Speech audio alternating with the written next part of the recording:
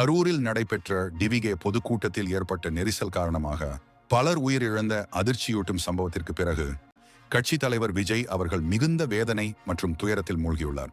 இதன் விளைவாக டிவிகே அனைத்து பொதுக்கூட்டங்களையும் அடுத்த 2 வாரங்களுக்கு தற்காலிகமாக ரத்து செய்துள்ளதாக அறிவித்துள்ளது. கட்சி சார்பில் வெளியிடப்பட்ட அறிக்கையில், இத்தகைய துயர நேரத்தில் மக்களின் நலனே எங்களுக்கு முதன்மை. எனவே தற்போது திட்டமிடப்பட்டிருந்த கூட்டங்கள் நடைபெறாது. அனைவரும் பொறுமையுடன் இருக்குமாறு கேட்டுக்கொள்கிறோம் என்று கூறப்பட்டுள்ளது.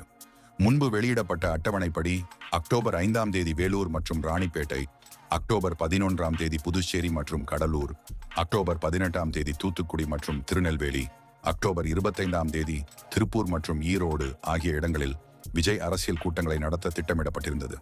ஆனால் கரூர் துயர சம்பவத்தை அடுத்து இந்த நிகழ்வுகள் அனைத்தும் ஒத்திவைக்கப்பட்டுள்ளன.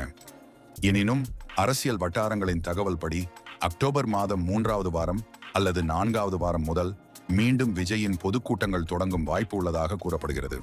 அதிகாரப்பூர்வ தேதிகளை விரைவில் கட்சி அறிவிக்க உள்ளதாக எதிர்பார்க்கப்படுகிறது.